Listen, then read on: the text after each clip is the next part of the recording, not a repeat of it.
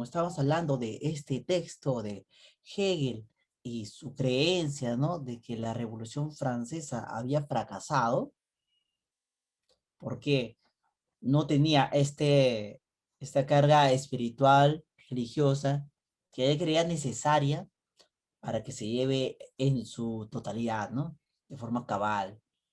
Bien, vamos a ver con las siguientes preguntitas. Ahí está. Mira, justamente como te estaba mencionando acá. Si Hegel hubiera renunciado a investigar las causas del triunfo del cristianismo sobre el espíritu romano, o sea, si se hubiese desvinculado, ¿ya?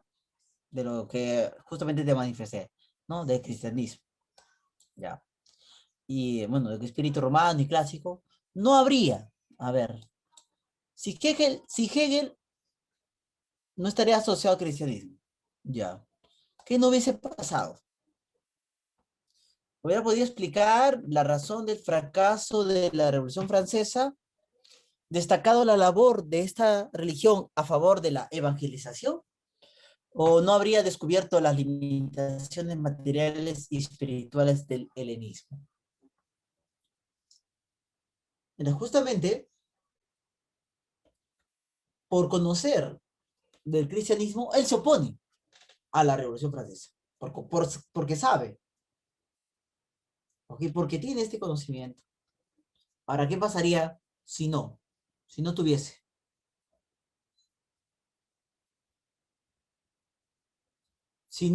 Bueno, si hubiese renunciado al cristianismo, o sea, se está alejando, ¿no?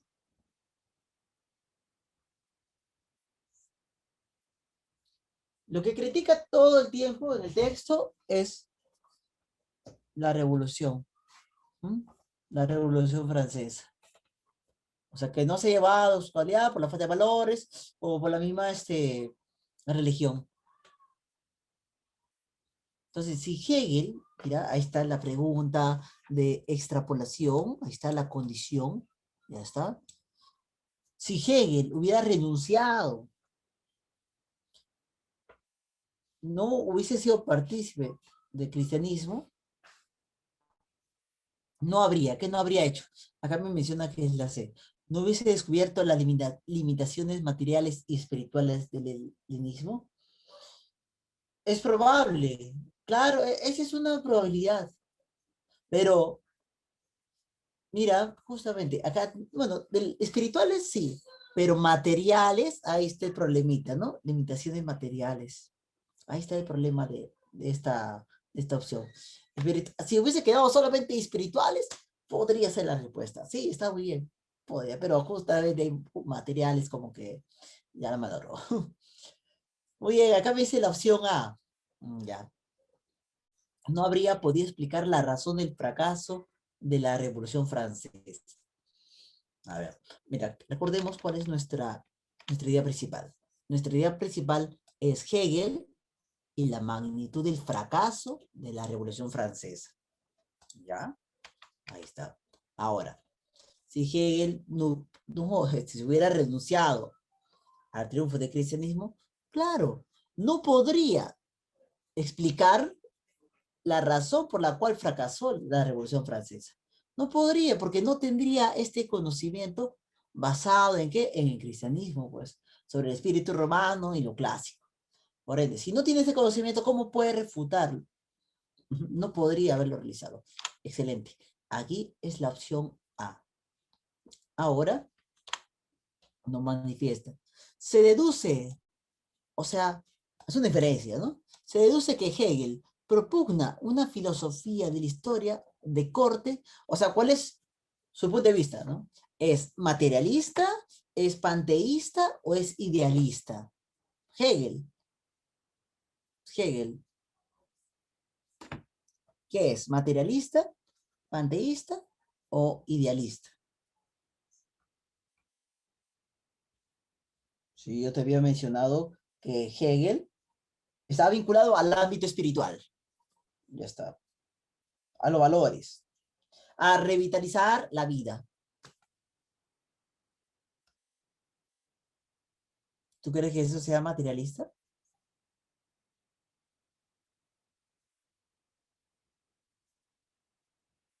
¿Será materialista? Acá me dice que la C,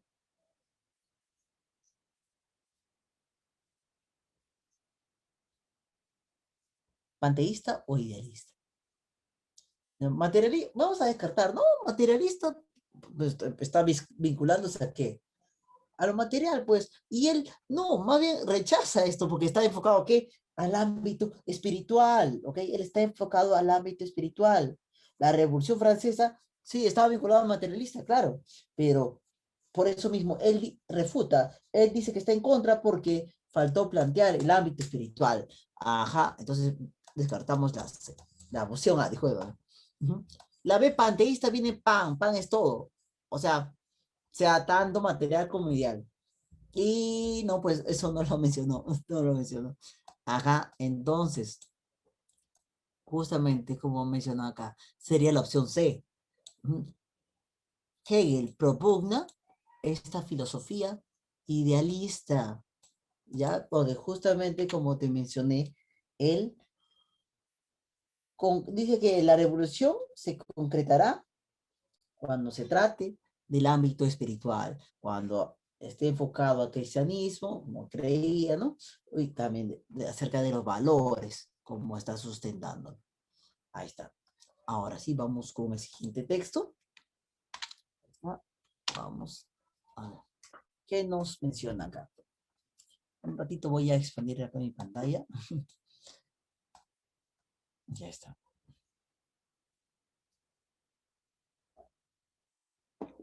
Nos menciona. Dice, hay una cuestión ampliamente debatida. Si es mejor ser amado que temido o viceversa. Se responde que sería menester ser lo uno y lo otro. Pero, puesto que resulta difícil combinar ambas cosas, es mucho más seguro ser temido que amado cuando se haya de renunciar a una de las dos. Porque en general se puede decir de los hombres lo siguiente. Son ingratos, volubles, simula lo que no son y disimula lo que son. Huyen del peligro, están ávidos de ganancia y mientras les haces favores, son todo tuyos. Te ofrecen la sangre, los bienes, la vida, los hijos, cuando la necesidad está lejos. Pero cuando se te viene encima, vuelven, ¿no? Vuelven la cara. Y aquel príncipe que se ha apoyado enteramente en sus promesas, encontrándose desnudo y desprovisto de otros preparativos, se hunde porque las amistades que se adquieren a costa de recompensas y no con grandezas y nobleza de ánimo, se compran, pero no se tienen. Y en el momento de necesidad no se puede disponer de ellas. Además, los hombres vacilan menos en hacer daño a quien se hace amar que a quien se hace temer, pues el amor emana una vinculación basada en la obligación, la cual, por maldad humana, queda rota siempre que la propia utilidad da motivo para ello. Mientras que el temor emana del miedo, ¿no? Al castigo, el cual jamás te abandona.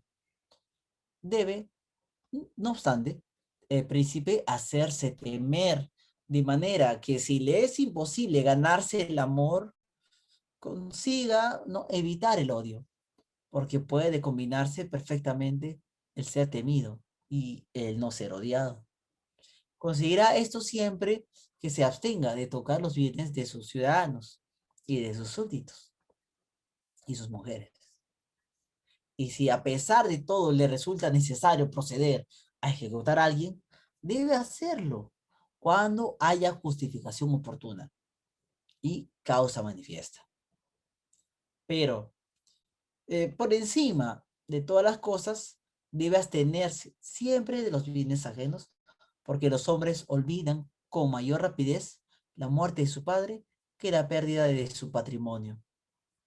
Además, Motivos que arrebatar los bienes no faltan nunca. El que comienza a vivir con rapiña encontrará siempre razones para apropiarse, ¿no?, de lo que pertenecen a otros. Por el contrario, motivos para ejecutar a alguien son más raros y pasan con más rapidez. ¿Ven? Ahí está a continuación. Pero cuando el príncipe se encuentra con los ejércitos y tiene a sus órdenes multitud de soldados, entonces es absolutamente necesario que no se preocupe de la fama de cruel, porque de lo contrario nunca mantendrá al ejército unido, ni dispuesto a cometer empresa alguna.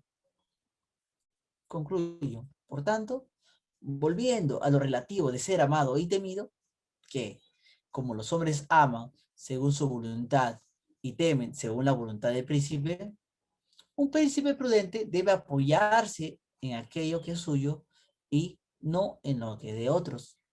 Debe tan solo ingeniárselas, como hemos dicho, para evitar ser odiados. Ojo, cuando dice hombre, no, se relaciona al género humano, ¿ya? No a los varones únicamente, ¿ya? Listo. De acuerdo a ese texto, vamos a determinar cuál es la idea principal. A ver. Se manifestó a lo largo de todo el texto. Se manifestó a lo largo de todo el texto principal. Dice, ¿es importante para un príncipe saber que todos los hombres son ingratos? Más conviene a un príncipe ser temido que amado y debe evitar ser odiado. Un príncipe debe procurar ganarse el temor y el amor de todos sus súbditos. A ver, ¿a qué está enfocado el texto de manera principal? ¿Ok? Principal.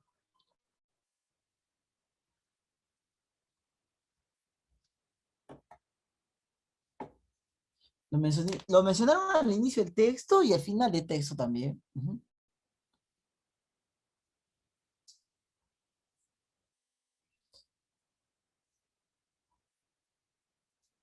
La preguntita inicial del texto. ¿Cuál es? Retrocedemos. Dice, es una cuestión ampliamente debatida. Si es mejor ser amado que temido. Y después te da el caso del príncipe, ¿no? Porque justamente se está enfocando, ¿no? La historia del príncipe. Si es mejor ser amado o temido. Ya está. Ahora, bueno, acá también, ¿no? Dice, volviendo al relativo, ¿no? Dice acá, teme según la voluntad del príncipe. No debe apoyarse en lo suyo. Ya está. También habla de si es preferible ser amado o temido. A ver, ¿cuál marcarías? Si nos dice la idea principal.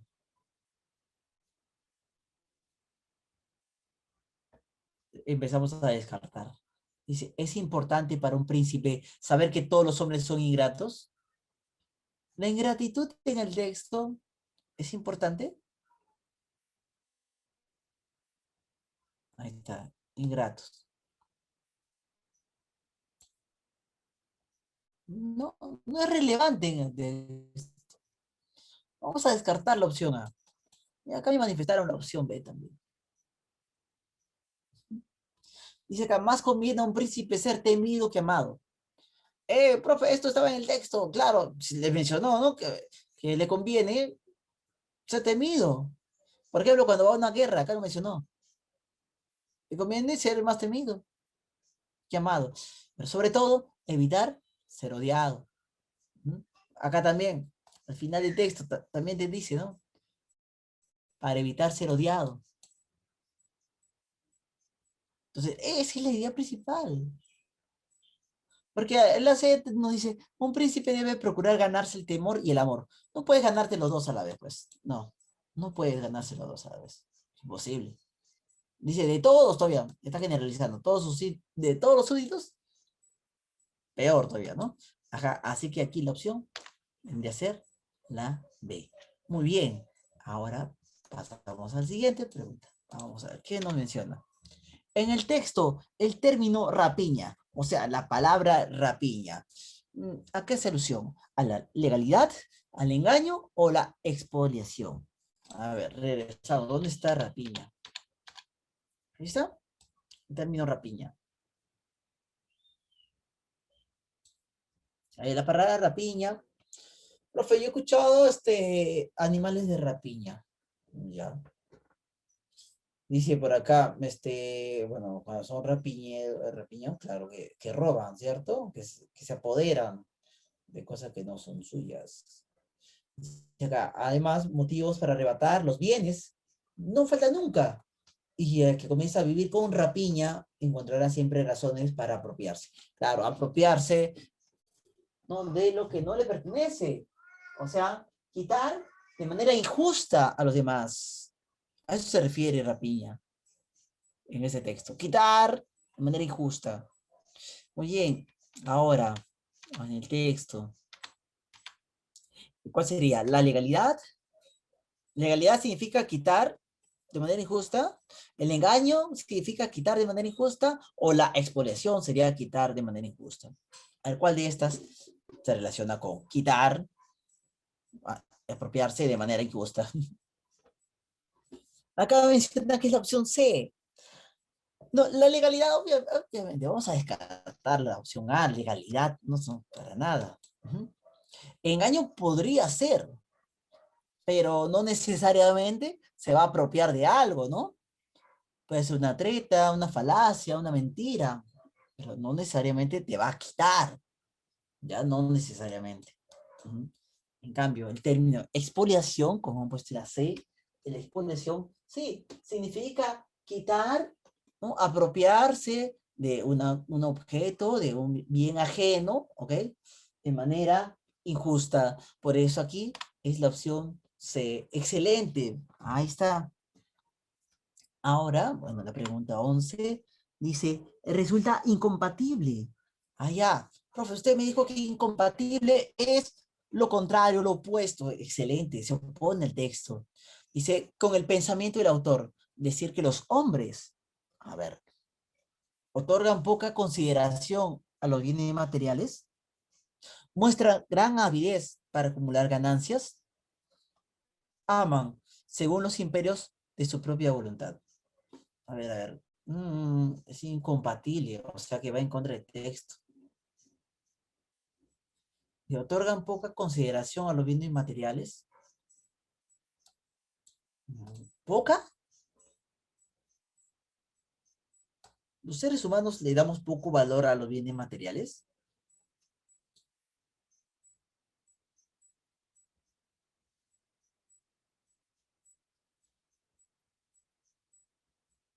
¿Ustedes le dan poco valor a su celular? ¿O le dan poco valor a sus computadoras? ¿O a su casa?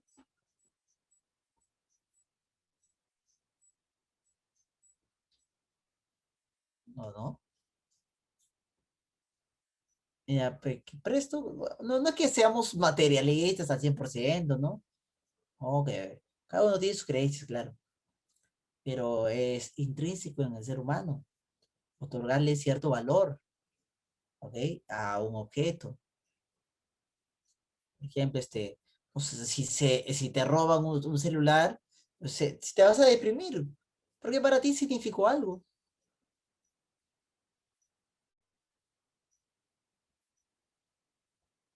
Entonces, si tú le das esa carga emocional, ¿no? Ese valor material, acá me dice, si resulta incompatible.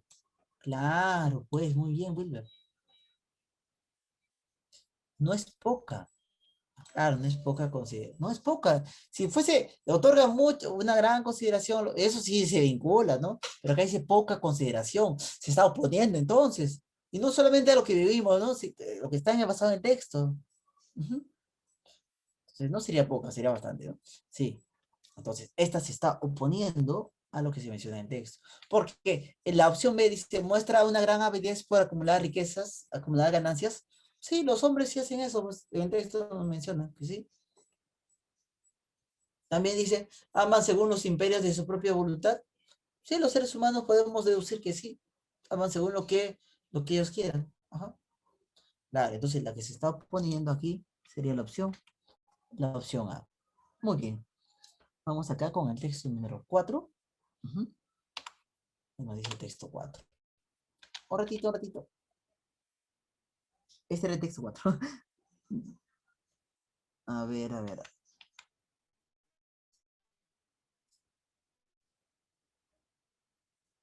Dice, se colige de lo afirmado. Oh, un ratito, un ratito, un ratito, un ratito, que se movió acá en la pantalla. Ya.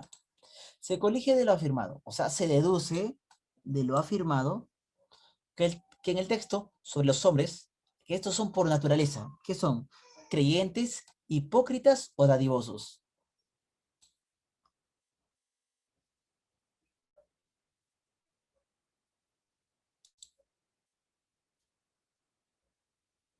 En el caso de lo que menciona acá, ujú, del príncipe, es convenido, ¿no? Este príncipe, los príncipes son convenidos. Ujú. O sea, contar que no los odien, o sea, pueden amar o pueden ser, ¿cómo se mencionó? Que puede obligar, ¿no? Contar que no los odien. Pueden mostrar diferentes facetas. Acá, claro, muy bien. Se puede afirmar, entonces, de acuerdo a este texto, que los hombres por naturaleza ujú, son hipócritas. Buscamos lo que nos conviene, pues. Ujú. Listo, sí, tiene razón. Bueno, según el texto también, ¿no? Listo, ahí está. Hipócritas. Muy bien. Ahora, nos menciona aquí, claro, la opción de hipócritas. La intención, ahí está, el propósito primordial del autor es enseñar al príncipe que cómo gobernar y mantenerse en el gobierno, cómo tratar a las mujeres de sus súbditos o de qué manera lograr ser amado y popular. Pues es una pregunta de inferencia, ¿no? De las inferencias de intención, ¿no? Que muestra el propósito, la finalidad que persigue el autor. A ver, ¿qué pretendemos hacer con este príncipe? ¿Qué le estamos enseñando al príncipe en este texto? ¿Cómo gobernar? ¿Cómo tratar a las mujeres? ¿O de qué manera lograr ser amado y popular? Acá me manifiesta que es la opción A.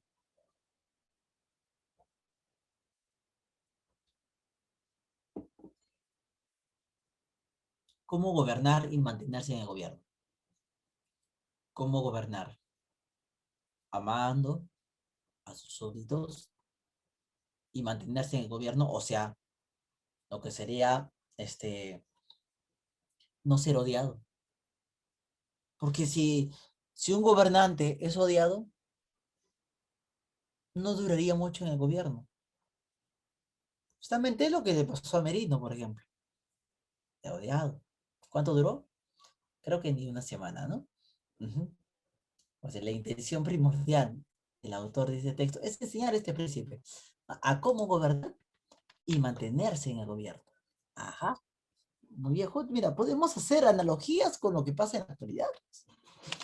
Dice ahora, a ver, preguntita. Dice, se infiere que para el autor la política se rige por una consideración. A ver, es una consideración axiológica, o sea, vinculado a valores, o ética o pragmática. Ujú. La política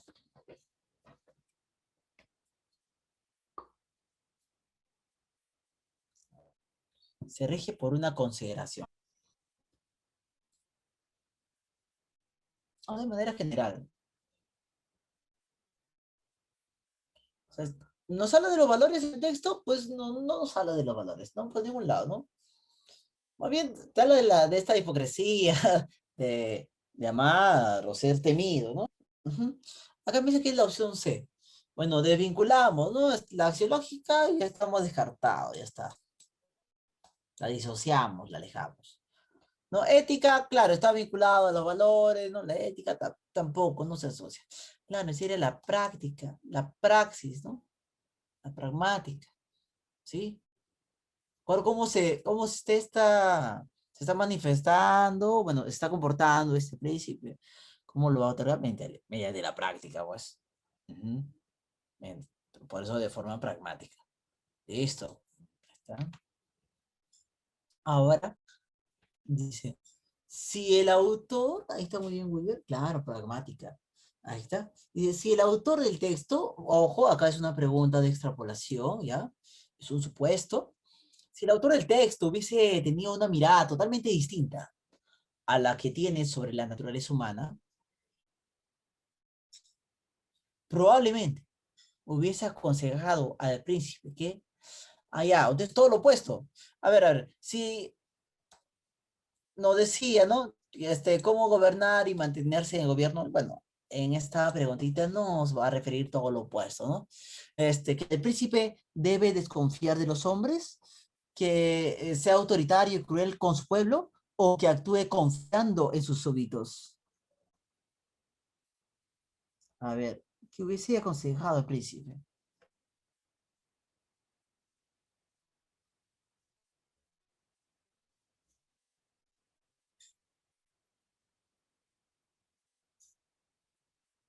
Si el autor del texto hubiese tenido una mirada totalmente distinta a la que tiene sobre la naturaleza humana.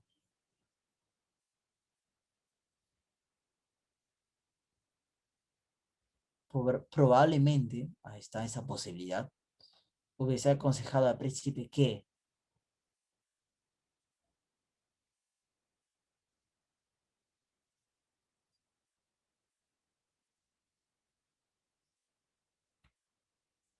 a ver, dice aquí,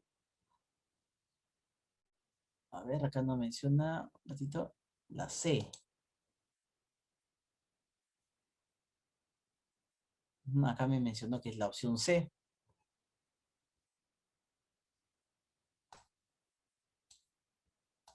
A ver, en la C dice, actúe confiando en sus súbditos.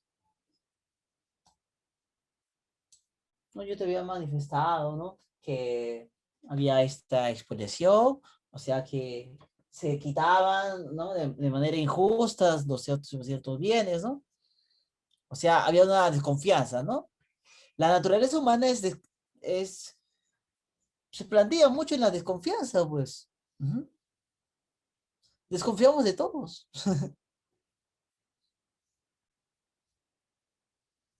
O eso es lo que solemos decir, ¿no? Yo desconfío de todo, ¿no? Salen a la calle y desconfían, ¿no? En cualquier persona. Por ejemplo, si vas a dejar a tu niño, a tu hijo, al cuidado de una persona, no, por momentos desconfías, ¿no? No, hasta que tener cierta empatía con esta persona, quién sabe. Primera instancia siempre es por la naturaleza de del ser humano. Ujú. Esta desconfianza. Entonces, si se va a oponer, claro, ¿no? Si fuese totalmente distinta a lo que se manifiesta sobre la naturaleza humana, pues claro. Entonces, sería, mira, opuesto, ¿ya? Actúe confiando en sus súbditos, pues. Ujú. Ahí se está manifestando en la opción C, ¿no? Que actúe de esta manera, ¿no? Confiando en sus súbditos. Porque se opondría a lo que se había manifestado, ¿no? Acerca de la desconfianza que presenta. Ahí está. Ahora, vamos a ir acá al siguiente texto. Número 5. Un momentito, ahora sí. Dice, respecto de la utilidad que los demás obtengan de la comunicación de mis pensamientos, no podrá ser muy grande, sobre todo porque no lo hemos llevado aún tan lejos, que no sea necesario añadirles mucho antes de ponerlos en uso. Y pienso decirles, no pienso decir sin vanidad, que si alguien pueda hacerlo, seré más bien yo que otro. No, no porque no pueda haber en el mundo varios espíritus incomparables, no, incomparablemente mejores que el mío, sino porque no puede concebirse tan bien una cosa y hacerse la suya. Cuando se aprende de otro, como cuando lo ha inventado uno mismo, lo cual es tan cierto en esta materia, que a pesar de que yo he explicado algunas de mis opiniones a personas de muy buen espíritu y que mientras yo le hablaba, parecían comprenderlas bien, distintamente, ¿no? Distintivamente, ¿no? Luego, cuando las repitieron, noté que casi siempre la modificaban de suerte que yo ya no podía declarar las mías. Aprovecho esta ocasión para rogar a nuestros descendientes que no crean nunca que viene de mí lo que les digan, sino lo que he divulgado yo mismo. Y no me asombra en lo más mínimo las extravagancias que se atribuyen a todos esos filósofos antiguos cuyas obras no conservamos. Ni juzgo por eso que sus pensamientos fueran tan poco razonables, puesto que eran los mejores espíritus de su época. Simplemente nos han informado mal de ellos. Como se ve también que jamás sucedió que ninguno de sus seguidores lo superara. Y estoy seguro de que los más apasionados que siguen actualmente a Aristóteles se considerarían dichosos si conocieran la naturaleza tanto como él, aunque fuera a condición de que nunca supiera más. A ver, disculpe, profesor, sí, maestro, ahí está, Miss Julia, disculpe, su micrófono, por favor, gracias. Listo. A ver. Ahí está, nos quedamos en Aristóteles, no que supera nunca más. Dice, hacen como la hiedra, que no tiende a subir más arriba que los árboles que la sostienen. Y aún a veces vuelve a bajar después de haber llegado hasta su copa. Pues me parece también que vuelve a bajar de ella. Es decir, de algún modo que se hace menos sabios si se estuvieran de estudiar. Quienes no contentos con saber todo lo que está explicado ininteligiblemente en su autor. Quiere todavía encontrar allí la solución de varias dificultades de las cuales él nada dice y él las cuales tal vez jamás pensara. Muy bien, vamos a ver acá.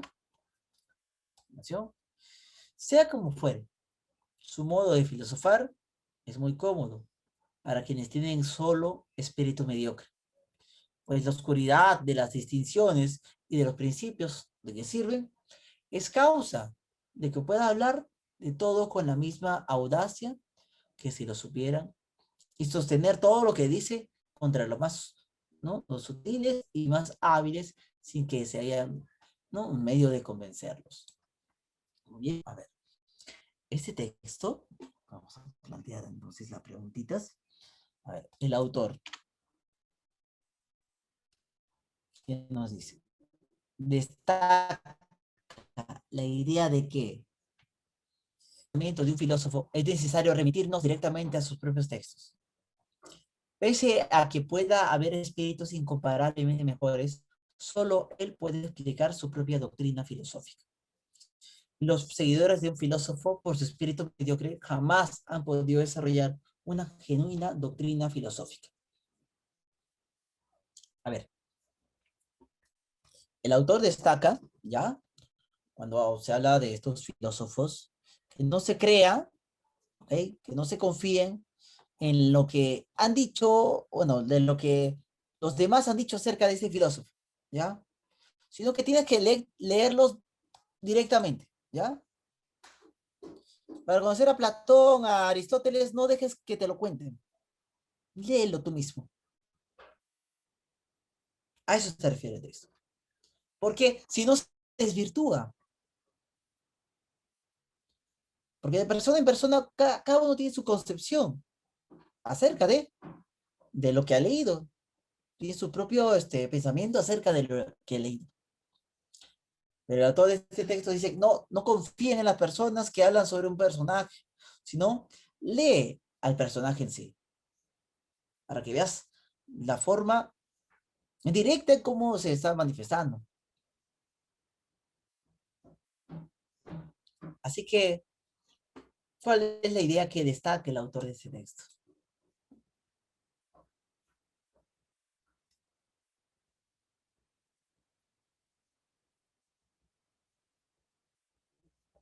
¿Ya?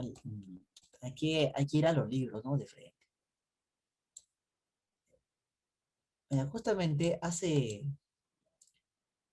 un par de días ¿Ya? Ustedes saben que hay todas estas redes sociales, ¿no? Está el TikTok, ¿no? Este, ¿no? Puede visualizar un TikTok de lo que sería la preparación de una bebida alcohólica, ¿ya? Que está basada en una obra, ¿no? De la naranja mecánica, ¿no? Hablaban de ese trago, ¿no?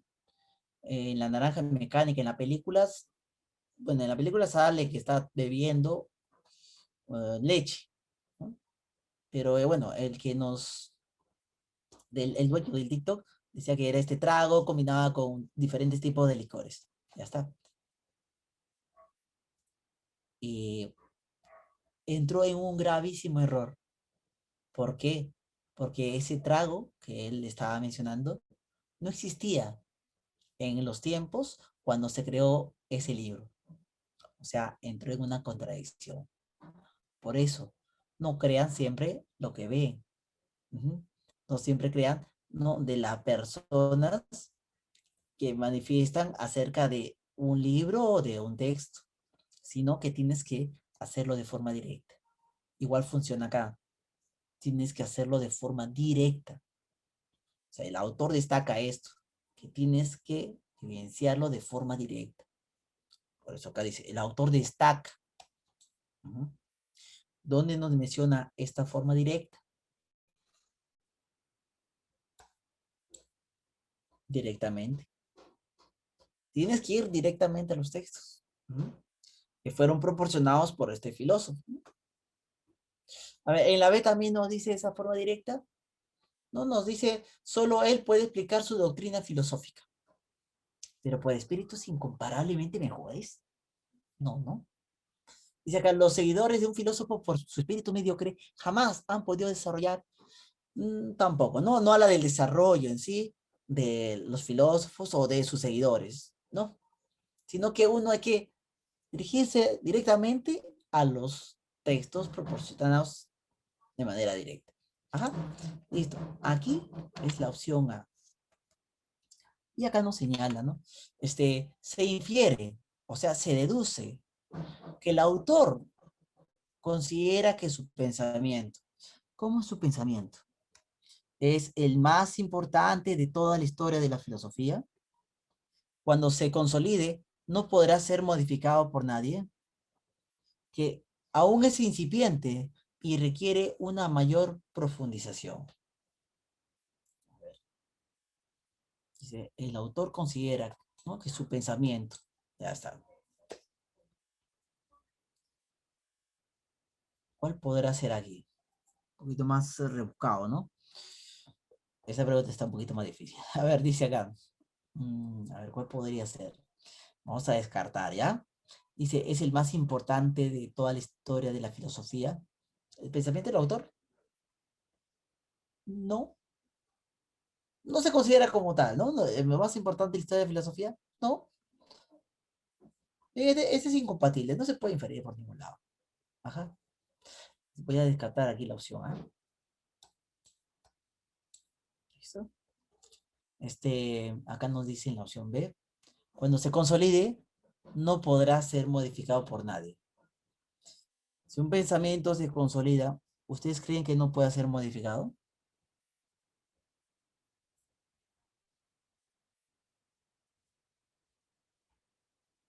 Por nadie. Hay esa probabilidad, sí, existe esa probabilidad. Resulta que hace un momento estuvimos hablando de las diferentes percepciones que se tienen sobre un tema. Por ejemplo, había el texto del aborto, ¿cierto? De los pro vida. Hay personas que no van en contra de ello. Claro, es su forma de ser, su forma de pensar. Entonces, decir que ese pensamiento no podría ser modificado por nadie, no se puede afirmar. Ajá. No se puede afirmar. Muy bien, claro. Entonces, esa también la estoy descartando. No puedo afirmar que nadie va a modificar nuestro pensamiento, bueno, el pensamiento del autor, ¿no? Ujú. Aún, pese a estar consolidado. Dice acá, aún es incipiente. O sea, recién se está formando. ¿Mm? Y requiere una mayor profundización. Esto sí se puede inferir. Ah, claro, acá también mencionamos la opción C. Se puede inferir, claro. Porque, como acá dice, sea como fuere. O sea que todavía está dudando, ¿sí? Todavía presenta, ¿no? Quizá, este, dificultades, ¿ok? Para establecer su propio pensamiento. Ah, como sea, va a pasar tal cosa, ¿no? Fuera como fuese. Ujú. Eso te habla del espíritu mediocre y todo ello, ¿no? Entonces, su pensamiento del autor todavía es incipiente, ¿no? Recién, porque nos menciona, hay que conocer directamente al autor. Es decir que, sí, parece que que se ha guiado de lo que dicen las personas, ¿no? De acerca de unos personajes. Pues ha remontado. ¿A qué? Ha ido remontando a los demás autores de los textos originales. Por ende, aquí sí, tendría que ser la opción C. Excelente. Muy bien, maestros. Bueno, siempre les digo que es muy importante, ¿no? La práctica en cuanto al estudio de la comprensión lectora. Hay que involucrarnos bastante con lo que es esto, ¿ok? En la comprensión de textos. Vimos, ¿no? El día de hoy lo que es los textos analizantes y los textos sintetizantes. O sea que son dos tipos en cuanto a la estructura, la ubicación de la idea principal. Y son las que vienen en los exámenes docentes. Miren, estoy proporcionándoles en este momento un enlace, ¿ya? A ver, les voy a mandar este enlace para que puedan ir practicando. ¿Un ratito? Ahí está. Les voy a mandar el enlace, porque vienen justamente preguntas acerca de la idea principal. Ya, vamos a cortar el enlace. Ujú. A ver, les estoy pasando un ratito por acá. Ya. Listo. Ahí está el enlace para todos. En cuanto, bueno, he colocado aquí, eh, a ver, he puesto dos textos, ¿ya? He puesto dos textos aquí. Ya está. Voy a visualizarlo ahí. Un ratito que estoy colocando. Ya, ya lo guardé. Y ahora sí. Ya. Ojo que, claro, pueden colocar acá diferentes tipos de información. Un ratito que me estoy peleando con la computadora. Listo, ahí está. Ahora sí. ¿No? Te dice, no, colocas tus nombres, apellidos, vamos a colocar, ¿no? Gianfranco Lara, ¿no? Yo les mando el mismo enlace. ¿Listo? Y ahí están los textos. No son dos textos, cada uno contiene dos preguntas. En cuanto al tema central, la idea principal. Ahí está el tema central. Recordándole siempre que la idea principal, ¿ok? Es la idea de mayor jerarquía textual. Ujú. La idea principal es de mayor jerarquía textual. Que debe mencionar a qué? Al tema. Se añade el verbo. Muy bien, predicado en general, ¿no? Muy bien, por ejemplo, acá nos mencionan, ¿no? A lo largo de un extenso proceso, los árabes, ¿no? Había ido recibiendo los fundamentos de la cultura, la filosofía y la ciencia griega, y lo supieron incorporar al legado cultural, filosófico y científico que transmitieron a Occidente, a través del helenismo y posteriormente del cristianismo, de habla griega, ¿no? De las iglesias orientales. Especialmente nestorianos o monofisistas, quienes realizaron las primeras traducciones síricas de la filosofía griega. Los árabes se inician en la filosofía y en la ciencia, que desarrollaron en muchos de sus ámbitos y llevaron consigo a los países conquistados, ¿no? En su rápida expansión hasta la península ibérica. En contacto con ellos, los cristianos latinos inician el proceso de redescubrimiento y asimilación de los autores griegos con los comentarios de los tratadistas árabes y se ponen las bases de la recuperación cultural y científica del occidente latino, que llevó hasta el desarrollo científico del Renacimiento y la Edad Moderna Europea. La recepción del legado griego en el mundo árabe se había producido en dos momentos sucesivos y había tenido lugar en dos ambientes y culturas distintas. Los cristianos griegos, ¿no? Orientales hasta el siglo 6, 7, y las traducciones impulsadas por los califas musulmanes para hacer frente a las necesidades culturales y administrativas del califato, ¿no? De las abasíes. Con carácter previo, el mundo musulmán se desarrolla una labor de traducción de textos griegos a la lengua sírica, ¿no? En los ambientes cristianos de Oriente, por las necesidades sentidas por estos en el seno de la liturgia y los estudios propios de la vida cristiana, y especialmente en el ámbito de la filosofía. A principios del siglo V después, ¿no? De nuestra edad, después de Cristo, se nos cuenta en el Peregrinatio a Tirene que en los oficios litúrgicos celebrados en griego en Jerusalén, ¿no? Su interno, ahora que decimos así, ¿no? En la traducción al siriaco, ¿no? Para que los fieles se comprendiesen, por la misma razón, debieron traducirse textos patritísticos y sobre todo el Nuevo Testamento. De Aristóteles se sabe que parte de Organón, o sea, su obra, junto con el Isagoge de Porfirio, fueron traducidas al siriaco. Y fragmentos de los meteoros de Teofrasto, solo se ha conservado, solo se han conservado esta lengua. La gramática de Dionisio Tracio fue vertida al siriaco. Tratado de Agricultura, ¿no? Geopónica de Casiano Basso, traducido al árabe desde el siriaco, puede estar en base a los tratados agrícolas árabes. Entonces, no, de forma general, ¿de qué nos habla? De los árabes, pues. De la influencia que tienen los árabes en nosotros en la actualidad. ¿Ok? ¿Qué podemos tener de los árabes? Bueno, hemos tenido muchas influencias, ¿no? En cuanto a las matemáticas, por ejemplo, ¿no? Las matemáticas, a las ciencias. Incluso la lengua, nuestro idioma, el español, tiene rasgos árabes, mozárabes, por así decirlo, ¿ya? Tiene rasgos. Porque se situaron justamente, ¿no? En la península ibérica, está colindante con España. Luego hubo esta mezcla, ¿okay? Esta suma de ciertos términos, ciertas palabras al, al español. Por ejemplo, la palabra almohada, la palabra alfajor, ¿son términos?